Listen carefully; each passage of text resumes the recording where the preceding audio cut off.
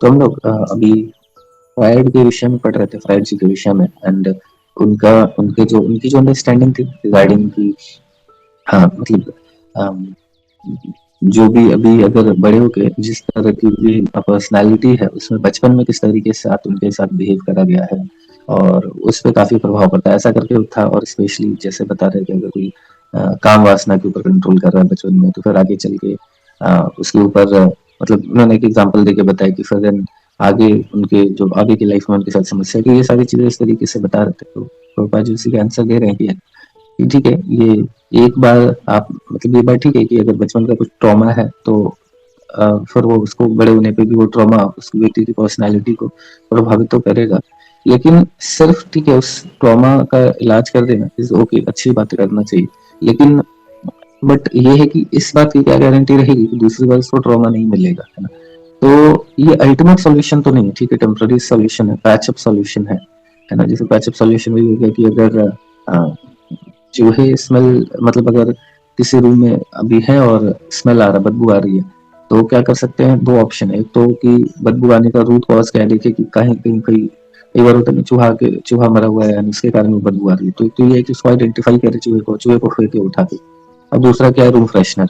Room freshener को अगर हम लोग यूज करते हैं तो ये वही हो गया, पैचअप सॉल्यूशन हो गया। तो उसी तरीके से बता रहे कि अगर अल्टीमेटली मेन रूट कॉज तो यही है कि जो हाँ मतलब रूट कॉज तो यही है कि ये अगर जब भी वो व्यक्ति जन्म ले रहा है तो बचपन में ये सारी चीजें हो रही है, तो फिर कुछ ना कुछ ट्रॉमा, एक ट्रॉमा से कोई व्यक्ति बचेगा, दूसरा आएगा, तीसरा आएगा, तो जब तक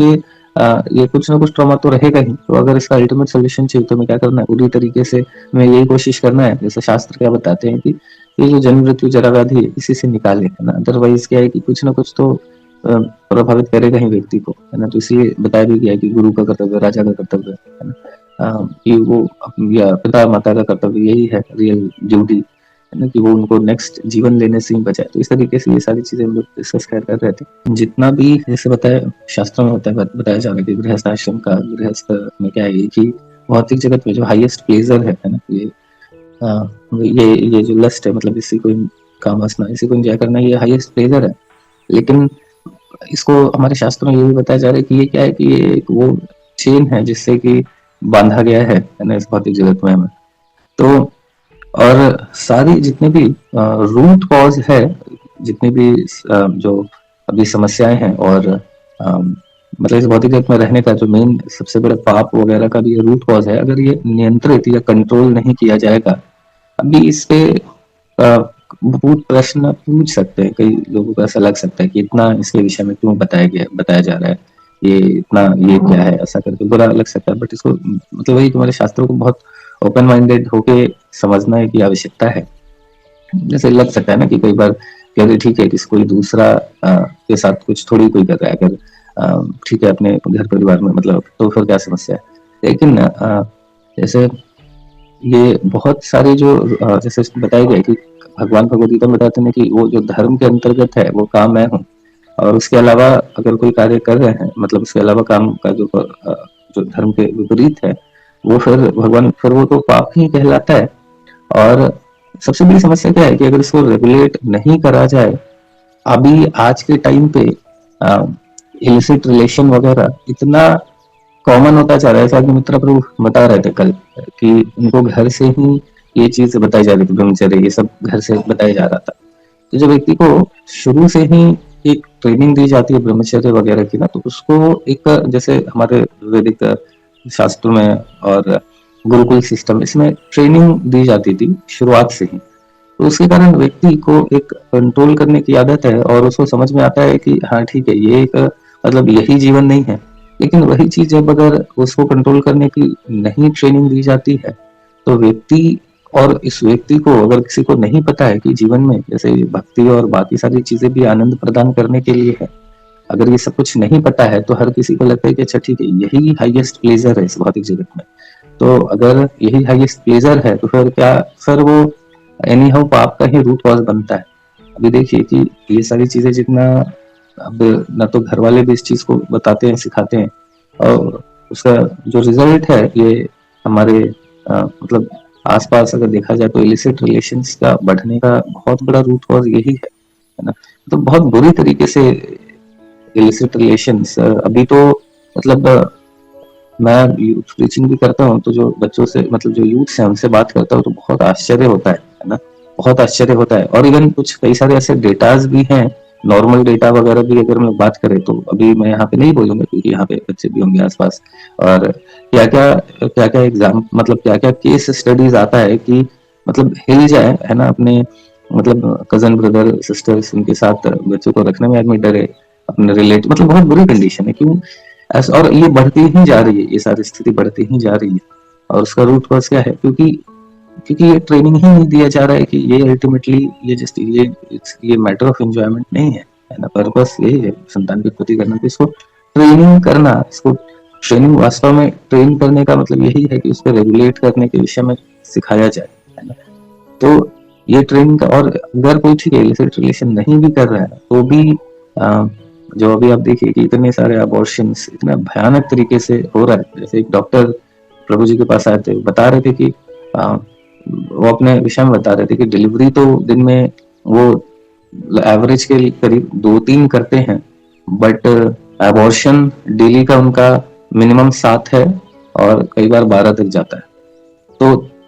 3 से 4 गुना अबॉर्शन वो डेली कर रहे हैं, बच्चे की डिलीवरी तो मतलब जितनी कर रहे हैं उससे। अभी क्या है कि ये सारी चीजें अल्टीमेटली, जैसे कल भी मैं बता रहा था कि ये अल्टीमेटली किसी को मारना ही है, और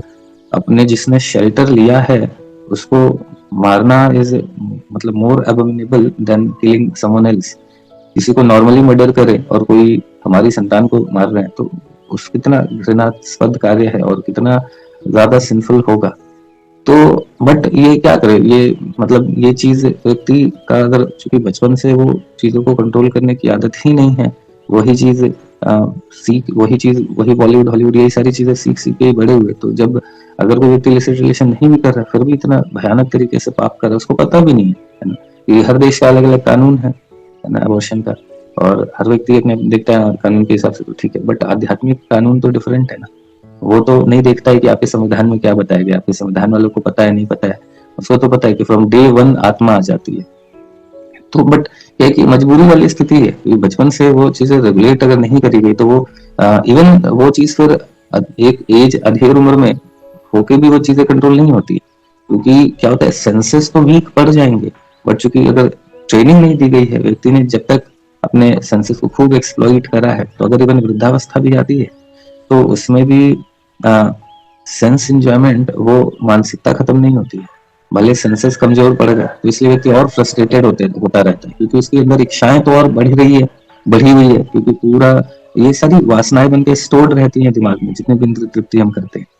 तो उस समय वो और वासनाएं पिछले जीवन के जीवन में भी हमने पूरा दबा के अगर सेंस एंजॉयमेंट करा है तो पूरी वासनाएं भरी हुई है, बट सेंसेस अब इतने मजबूत नहीं रहे, है ना। इच्छा होती है गुलाब जामुन खाए, लेकिन दांत भी अगर नहीं ठीक से कार्य कर रहा है या बहुत सारी बीमारी हो गई। अब खुद देखिए मतलब किसी को डायबिटीज हो जाता है तो इसका मतलब ये थोड़ी नहीं कि उसको मीठा चीज कड़वा लगने लगता है, इवन उसकी उसकी टेंडेंसी और बढ़ जाती है मीठा खाने की। उसको जब पता चलता है कि वो नहीं खा सकता है तो वो और परेशान होता है और खाने की इच्छा होती है। तो सिर्फ सेंसेस अभी अगर नहीं अलाउ कर रहे हैं, इसका मतलब ये नहीं है कि व्यक्ति के अंदर वो टेस्ट ही खत्म हो जाएगा। जो कार्य उसने जीवन भर किया है वही कार्य उसको बाद में भी करने की इच्छा होगी, है ना। तो इसीलिए मनुष्य जीवन मतलब क्या है, इन चीजों को रेगुलेट करना सीखना, रेगुलेट करना सीखना। अगर ठीक है, अगर टोटली जीरो नहीं कर सकते तो फिर कम से कम रेगुलेट करें।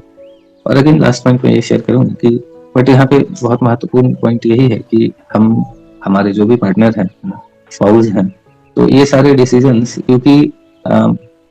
ये भी एक रिस्पॉन्सिबिलिटी भी हो जाती है, हस्बैंड वाइफ दोनों की रिस्पॉन्सिबिलिटी हो जाती है कि ऐसा नहीं कोई बोल सकता है कि नहीं मैं तो सीख लिया मैंने आज सेशन में, मैं ब्रह्मचर्य का प्रैक्टिस करूंगा या करूंगी और ऐसा करके, और फिर जो स्पाउस है अब उनको ये सारी चीजें नहीं समझ में आ रही है, एंड देन फिर वो फिर पता चला ऐसा कर रहे और वो गलत रास्ते पर चले तो फिर वो भी बहुत गड़बड़ हो जाएगा। इसीलिए हमें समझना होगा कि ठीक है अभी तो मतलब हमारा जो भी इस, क्योंकि ये सारे डिसीजन दो लोगों के बीच का ही होना चाहिए, है ना। तो साथ में ही म्यूचुअल ही एग्रीमेंट और म्यूचुअल डिसीजन ही होना चाहिए, रादर देन कि कोई एक व्यक्ति का, जैसे कल भी मैंने एग्जांपल दिया था सिद्धांत चैतन्य प्रभु जी ने तो एक सेशन में बताया था कि अगर कोई गाड़ी के 2 पहिए हैं, अगर एक थोड़ा स्लो चल रहा है तो दूसरे जो फास्ट चल रहा है उसको अगर वो भी फास्ट चलता रहेगा तो गाड़ी पलट जाएगी, तो बेटर थोड़ा स्लो हो जाए ताकि दोनों साथ में ही चले। है ना? तो साथ-साथ में ही दोनों चलेंगे तो फिर ज़्यादा बेटर रहेगा ऐसा, नहीं तो फिर एक व्यक्ति अगर कहेगा नहीं मुझे ऐसा करना है और फिर वो घर में फिर वो क्लेश हो और पता चले कि जो स्पाउस है वो गलत रास्ते पे चला जाए, तो फिर वो भी ठीक नहीं है, मतलब वो तो और खराब हो जाएगा। तो फिर ठीक है, कई बार ऐसी स्थिति रहेगी तो ठीक है, हम सोच रहे थे कि ये हमारे प्यूरिफिकेशन के लिए है और ऐसा, बट अल्टीमेटली हमें समझना तो पहले होगा ना, पहले थ्योरेटिकली तो कंफर्म करना होगा, बाकी ग्रेजुअली रियलाइजेशंस आने में और समय लगेगा। और कई बार ऐसा देखा गया है कि अगर हस्बैंड वाइफ में से कोई एक आध्यात्मिक रूप से प्रगति कर लिया तो उसके अंदर फिर ये सारी चीजें का एक रियलाइजेशन आता है कि ये ठीक नहीं है, लेकिन उस स्थिति में कुछ समय लगता है जब वो अपने स्पाउस को अच्छे से सर्व कर रहा है, कर रही है, ऐसा करके सर्व करते हुए और भगवान से प्रार्थना करते हुए कि भगवान अभी आप इनको भी हेल्प करो, प्रसाद हम खिला रहे हैं, तो इस तरीके से जब हम करते हैं तो फिर वो भी सामने वाला व्यक्ति भी फिर धीरे धीरे वो चीजों को समझता है, क्योंकि हम वास्तव में भक्ति करें, वी आर नॉट अलोन, है ना, पूरी गुरु परंपरा, बस हम खाली गड़बड़ ना करें, है ना, बस गड़बड़ ना करें इन द सेंस का मतलब कि whimsically कार्य नहीं करें, बट अगर हम सही जेन्युइन हृदय के साथ, ह्यूमिलिटी के साथ अंडर गाइडेंस अगर प्रैक्टिस कर रहे हैं तो फिर थोड़ा पेशेंस रखना होगा, बट अगर हम पेशेंस रख रहे हैं तो भगवान सभी को ही मतलब पूरे फैमिली को भी हेल्प करते हैं बाहर आने में, क्योंकि जो भी हम भक्ति कर रहे हैं उसका प्रभाव सभी पे पड़ रहा है। बस यही है कि हम गड़बड़ ना करें, कई बार हम भक्ति का ईगो दिखाते हैं या फिर whimsically कार्य करते हैं या फिर मतलब इमेच्योरिटी के कारण ही हमारे परिवार वाले भक्ति में नहीं आते, नहीं तो असंभव है कि कोई व्यक्ति एक बार भक्ति में आ गया और उसका परिवार भक्ति में नहीं आ रहा है, तो ये असंभव वाली बात है, 100% आएगा, बस खाली थोड़ा सा समय लग सकता है, समय लग सकता है, मोस्टली तो इसी जीवन में ही हो जाएगा, बट अगर इन केस ऐसा नहीं हुआ, बट ऐसा मैंने कोई एग्जाम्पल अभी तक नहीं सुना जिसमें अगर परिवार वाले आगे भक्ति में और बाकी लोग नहीं आए, 20 साल लगाओ, 25 साल लगाओ, क्योंकि सच में ये हम हमारे पास पूरी गुरु परंपरा है, ये इतना मतलब अकेले नहीं है, अगर हम लोग सही से बेसिकली कार्य ना करते हुए अगर एज पर गाइडेंस करते रहे तो फिर वो सब होगा, है ना, बट थोड़ा पेशेंस रखना होगा। समस्या ये है कि हमारे पास पेशेंस नहीं है, हम इमीडिएटली हर चीज चाहते हैं, तो वो समस्या क्रिएट करती है। ठीक है, तो जैसे प्रश्न भी है कि how and which age we teach lust control to children, तो वही कि जैसे जैसे सबसे पहले क्या है ना कि हमें उनको हाइयर टेस्ट देना है, जैसे अभी बता रहे थे ना, परम दृष्टवा निवर्तते, है ना, तो हाइयर टेस्ट हम उनको देंगे तो फिर और ग्रेजुअली जैसे जैसे बच्चों का अभी बच्चों के भी सेशंस होते हैं, है ना, तो उन सेशंस में और अभी भी जैसे बच्चों का भगवत गीता चल रहा है तो उनको क्या है कि उनको ग्रेजुअली समझाया जाएगा, है ना, धीरे धीरे की जैसे गुरुकुल में ट्रेनिंग होती थी तो धीरे धीरे समझाया जाता है, एक तो उनको हाइयर टेस्ट दिया जाता था और उसके साथ साथ जो लोअर टेस्ट उसके विषय में बताया जाता था, क्योंकि उनको फोर्स नहीं कर सकते, उनका भी फ्री विल है, बट उनको जब हम बचपन से बताएंगे ना कि ये चीजें सही नहीं है तो वो व्यक्ति नहीं करेंगे, नहीं करेगा, है ना, लेकिन हम उनको इसके विषय में कुछ बताते ही नहीं है ना, और ऐसा हम सीधा बताए तो भी अटपटा लगेगा, लेकिन जब हम भगवत गीता के माध्यम से चीजों को अगर समझाते हैं तो फिर धीरे धीरे व्यक्ति समझ में आता है कि अच्छा ठीक है, जैसे प्रभुपाद जी बताते हैं कि सारे सेंसेस में सबसे सबसे इंपॉर्टेंट सेंसेस क्या है, जिह्वा है, अगर जिह्वा कंट्रोल है तो फिर सारे सेंसेस कंट्रोल होंगे, तो बच्चों को हम शुरू से ट्रेनिंग दे, है ना, कि देखो कोई भी चीज हम सीधा उठा के नहीं खा लेते, हमको भगवान को ऑफर करना चाहिए, है ना, तो हम इस तरीके से अगर बच्चों को सिखा रहे हैं तो ग्रेजुअली उनकी जिह्वा ऐसे ही कंट्रोल होने लगेगी, तो ऐसे ही अगर जिह्वा कंट्रोल हो रही है तो फिर बाकी इंद्रियां तो अपने आप ग्रेजुअली कंट्रोल होने लगेंगी, है ना, भगवान को ऑफर करके खा रहे हैं तो जो प्रसादम का आनंद लेने लगेंगे, नाम जप का आनंद लेने लगेंगे, तो उनको फिर बहुत फोर्स नहीं करना होगा, क्योंकि अगर हम सिर्फ फोर्स कर रहे हैं ये नहीं करो ये नहीं करो ये नहीं करो तो फिर बच्चा फ्रस्ट्रेट होएगा, आगे चल के तो उसको मौका मिलेगा तो डेफिनेटली ये मतलब समस्या हो जाएगी। ठीक है, हरे कृष्णा, हरि नाम प्रभु की जय, श्रील प्रभुपाद की जय, अनंत कोटि वैष्णव की जय, जय गौर। Hare Krishna, Krishna Krishna, Hare Hare, Hare Rama,